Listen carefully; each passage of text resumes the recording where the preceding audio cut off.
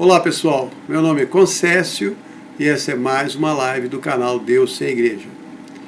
Hoje eu quero falar sobre Deus faz parte da sua vida? Essa é uma pergunta interessante a ser feita. Quem acompanha o meu canal e já assistiu a alguns dos meus vídeos, sabe que eu tento sempre incentivar as pessoas a desenvolverem um relacionamento pessoal com Jesus, com Deus. Isso é bem diferente do que é pregado por aí. Muitas vezes a imagem que nós vemos é a de um Deus grande e poderoso que fica longe e afastado do homem, porque o homem é um pecador irremediável e esse Deus parece guardar um rancor da humanidade por o ser humano não conseguir ser perfeito. Então Deus passa a maior parte do tempo zangado, cobrando atitudes puras e imaculadas dos seus servos. Mas se nós formos pesquisar a história de Deus com o homem, vamos descobrir que a intenção dele não era criar um servo, um súdito, um escravo, muito menos um robô. Deus não foi pego de surpresa quando o homem pecou. Quando o homem caiu na conversa do anjo invejoso, eu já falei disso aqui num vídeo antes. Deus sabia muito bem o que ia acontecer e o plano dele é muito maior e vai muito mais além da nossa compreensão. Deus queria criar um ser como ele, um Deus do seu próprio mundo.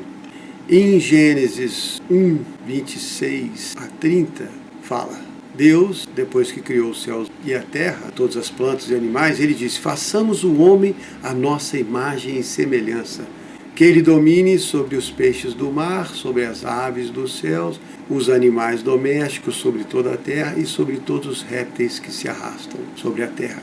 Assim Deus criou o homem à sua imagem, macho e fêmea os criou. Deus abençoou e disse: frutificai e multiplicai-vos, e enchei a terra e sujeitai-a. Dominai sobre os peixes do mar, sobre todas as aves do céu, sobre todos os animais que se arrastam sobre toda a terra. E disse: eu vos dei todas as ervas que estão sobre a terra, todas as árvores que dão fruto, elas serão seu mantimento. E todos os animais da terra, todas as aves do céu, todos os seres viventes que se arrastam sobre ela. E assim foi. Então Deus fez o homem para ser um Deus que dominava o seu próprio mundo. Em Gênesis 2:19, Deus perguntou para o homem que nome ele ia querer dar para cada animal sobre a terra. E o nome que o homem deu foi o que ficou conhecido. Então, o homem era o senhor da terra. Ele dominava tudo. Vivia peladão com a sua garota pelo jardim do Éden. Não precisava trabalhar. Toda a tarde se encontrava com Deus. Aprendia tudo que precisava dele. E essa era a vida que Deus tinha planejado para o homem. Mas para ser um Deus nesse mundo, ele tinha que conhecer a adversidade, tinha que ser enganado, tinha que sofrer a perda, tinha que ser ferido, conhecer tristeza, ter o seu coração partido. Para ser como Deus, ele deveria passar por tudo isso, para sentir as coisas que Deus sente. É claro que numa escala bem menor e num ambiente controlado, que é o mundo físico. E assim o homem foi enganado, traído, perdeu o seu reinado, foi expulso do paraíso, teve que trabalhar pelo seu próprio alimento, lutar pela sua própria vida. E essa tem sido a vida do homem desde então, lutando pela sobrevivência, desconfiando, se preocupando, sentindo tristezas, agonias, dores, perdas, decepções. Mas o seu Deus, o seu Criador, aquele amigo que gostava de se encontrar com ele no final do dia, para uma caminhada no jardim do Éden, que gostava de lhe ensinar, ajudar, proteger, cuidar, ele continua no mesmo lugar, sendo o mesmo Deus amigo que sempre foi. Quem se afastou foi o homem. Logo que ele desobedeceu a Deus e comeu do fruto do conhecimento, descobriu que estava pelado. Deus tratou de arrumar uma roupa para ele. Sacrificou um animal, fez uma roupa de peles para o homem e para sua companheira. Se Deus tivesse ficado com raiva, ele podia ter expulso o homem do jardim pelado. Mas não, ele se preocupava com a sua criação. Ele sempre amou o homem. Quando Caim matou Abel, se tornou o primeiro assassino da história da terra, Deus amaldiçoou ele por isso. Mas Caim disse que o seu castigo era mais do que ele podia suportar e qualquer um que encontrasse com ele pelo caminho ia matá-lo. Então Deus amou o suficiente o Caim, mesmo depois daquilo tudo, para protegê-lo de outros homens. Colocou nele um sinal para que ninguém o matasse. Deus sempre esteve perto, sempre se aproximou daqueles que queriam ficar perto dele. 7 gerações depois de Adão, quando a terra estava começando a ficar uma enorme confusão, nasceu o bisavô do Noé, um sujeito chamado Enoque. Esse cara gostava muito de Deus. Em Gênesis 5:21 conta que Enoque teve um filho chamado Matusalém, que foi o avô de Noé, e conta também que o Enoque gostava muito de andar com Deus, tanto que depois de um tempo Deus resolveu levar o Enoque direto para o céu. Isso está em Gênesis 5:24. Esse cara devia ter um papo muito bom. Deus gostava da companhia dele, levou ele direto para casa. E assim como ele, muitos outros ao longo dos anos foram se aproximando de Deus e descobriram que o seu Criador era um Deus amoroso, e ainda é, que ele sempre gostou da companhia do homem, sempre amou a sua criação e sempre buscou aqueles que queriam ficar perto dele. Deus está a todo momento buscando aqueles que o amam, querendo ficar perto deles, ter a sua companhia. Em João 15, Jesus, conversando lá com os seus discípulos, falou assim, no versículo 9, como o Pai me amou, eu também amei vocês, permaneçam no meu amor. E aí no versículo 15 ele fala, não chamo vocês mais de servos, porque o servo não sabe o que o seu Senhor faz, mas eu chamo vocês de amigos, porque tudo o que eu ouvi do meu Pai eu contei a vocês. Jesus nos considera como amigos, e além de amigos, nós também somos irmãos dele. É o que diz em Romanos 8:29, ele é o nosso irmão mais velho, porque foi o primeiro filho de Deus. E nós somos os irmãos e irmãs mais novos de Jesus. Isso é muito legal, é muito lindo. Então Deus sempre amou o homem, sempre quis ter o homem como seu amigo.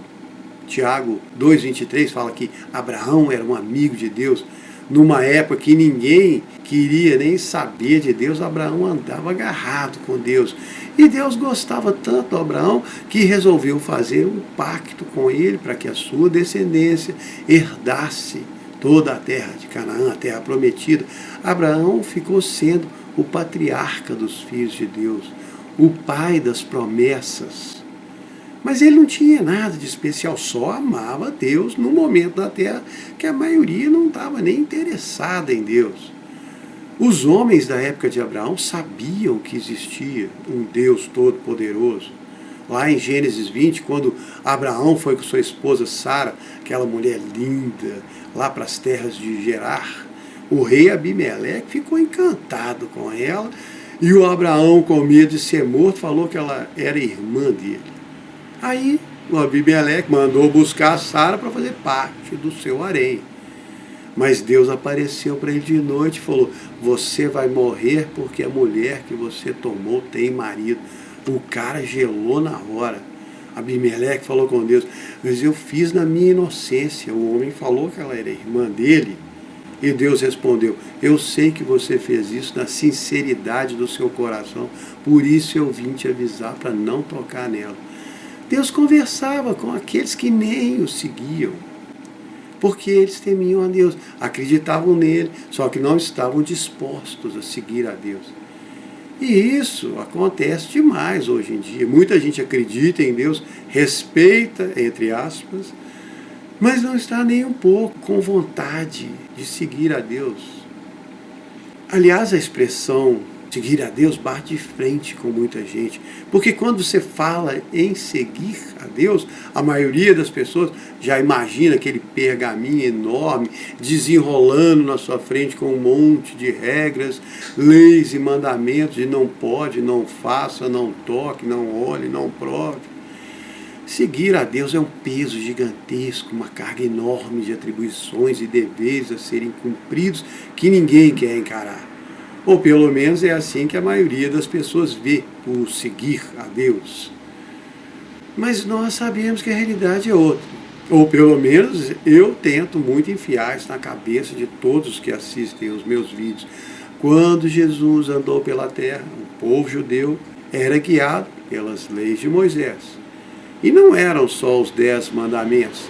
Aliás, esses 10 mandamentos hoje são uma piada, porque cada igreja faz a sua adaptação deles de acordo com a sardinha que quer puxar para o seu lado. Quem quiser conhecer os 10 mandamentos originais, ditados por Deus a Moisés, é só ler no segundo livro da Bíblia, o Êxodo, capítulo 20, do 2 ao 17. Mas a lei de Moisés toda, ela continha 613 mandamentos. Eu falei deles super bem explicadinho no meu segundo vídeo, que eu postei 7 anos atrás, chamado O Pecado. Quem quiser assistir, vale a pena, é um vídeo muito bom. Mas voltando ao assunto, quando Jesus veio, o povo era guiado pela lei de Moisés, mas não adiantava nada, porque eles tinham se afastado de Deus. Só que eles achavam que se seguissem a lei automaticamente, estavam em dia com as exigências do Criador e não lhe deviam mais nada. Foi por isso que Jesus falou em Mateus 15, 7 e 8, hipócritas, bem profetizou Isaías a respeito de vocês. Esse povo me honra com seus lábios, mas o seu coração está longe de mim. Esse é que é o ponto. Era a grande questão na época de Jesus e é a grande questão hoje. Vamos fazer as nossas boas obras e que Deus se exploda, Ele vai ter que nos engolir. Muita gente acha que se fizer o que elas acham que é certo, já é o suficiente e que Deus vai ter que aceitar do jeito delas e reconhecer o seu esforço. Mas não é por aí. É Ele que é Deus e não nós. Mas mesmo assim Ele ainda é um Deus amoroso, carinhoso, compreensivo. E Ele quer ter um relacionamento íntimo com o ser humano. Ele não quer cerimônias, deveres, atribuições, ofertas, sacrifícios. Jesus resumiu todos os mandamentos em 2. Mateus 23, 37 a 40. Amarás o Senhor teu Deus de todo o teu coração, de toda a tua alma, de todo o teu entendimento. Esse é o primeiro e grande mandamento. O segundo, semelhante a esse, é: amarás o teu próximo como a ti mesmo. Desses 2 mandamentos dependem toda a lei e os profetas. E é isso que Deus espera do homem, amor. Mas amor genuíno, não amor fingido. Quem tem um relacionamento sabe como é. Amor fingido não funciona. Ou você ama ou não ama. É claro que os relacionamentos são muito mais complicados do que isso, mas a base para a coisa funcionar é o amor verdadeiro. Porque com ele vem o carinho, o cuidado, a compreensão, o perdão e todas as outras atribuições do amor verdadeiro que podem ser encontradas lá na carta de Paulo aos Coríntios, 1 de Coríntios 13. Aquele que muita gente lê nos casamentos, mas não é tão fácil de cumprir, eu vou ler aqui. Ainda que eu falasse a língua dos homens e dos anjos e não tivesse amor, seria como um metal que soa, ou como um sino que tine. Ainda que eu tivesse o dom de profecias e conhecesse todos os mistérios e toda a ciência, e ainda que eu tivesse a fé de transportar os montes, se não tivesse amor, nada seria.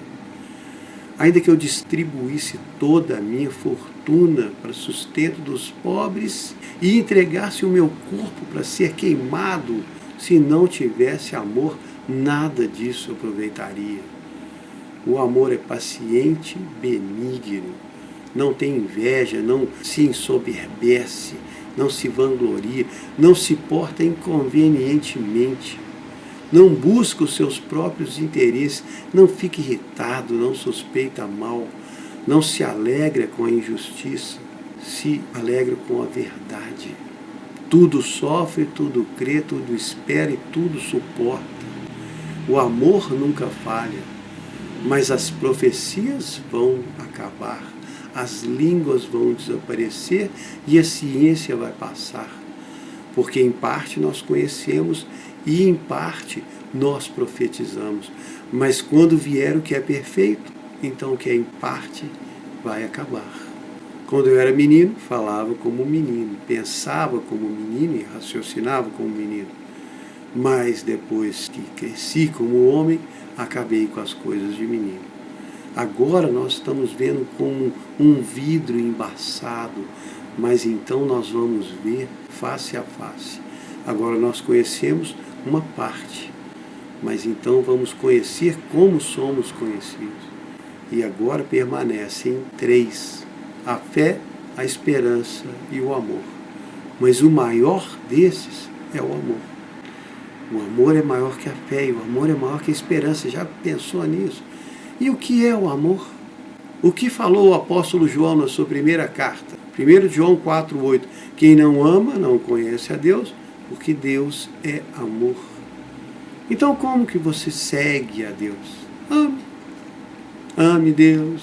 Ame seus filhos, ame sua esposa, seu marido, seus amigos, seus parentes.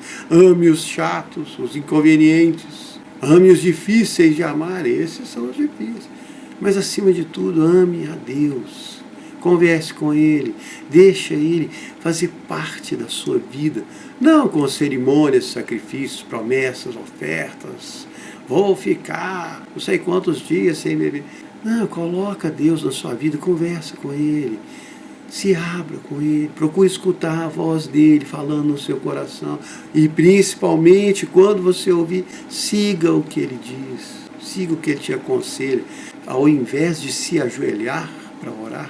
Converse com Ele enquanto você dirige, enquanto cozinha, enquanto toma banho, enquanto faz uma caminhada. Faça Deus mais presente na sua vida. Peça mais a ajuda dEle. Peça mais conselhos a Ele. Recorra mais a Ele do que aos outros. É claro, não despreze as outras pessoas. Amar o próximo é o segundo mandamento. Mas se precisar de ajuda, procure primeiro com o seu Deus e Pai. E depois busque com os outros. Muitas vezes você vai acabar nem precisando. Mas o mais importante é procurar estar mais com Ele. Leia mais sobre Ele, medite mais sobre Ele. Procure pensar nas coisas que Ele gosta, nas coisas que Ele gosta em você. Você é um filho de Deus. E o seu Pai tem muito amor por você. Ele vai ficar muito feliz se você decidir passar mais tempo com Ele. Acredite, eu sei. Lembra daquele versículo que eu falei no terceiro vídeo do Impossível? Reconheça a Deus em todos os seus caminhos. Mas faz parte disso. Coloque Deus na sua vida, no seu dia a dia. Procure percebê-lo no seu dia a dia, nas pequenas coisas, nos pequenos gestos de amor da mão dele. Enquanto isso, você vai fazendo os seus pequenos gestos de amor para Ele. Eu faço isso de vez em quando, sempre que dá, que eu me lembro, quando eu saio e vejo um céu azul lindo, falo, nossa Jesus, que céu mais lindo, muito obrigado por esse céu. Quando vejo assim, aquela árvore florida, eu falo, nossa Jesus, que árvore mais linda, você mandou bem demais, essa criação sua é muito legal. Elogiar as coisas que Ele fez sempre vai agradá-lo. Mais do que sacrifícios, ofertas, obrigações cumpridas. Eu sei.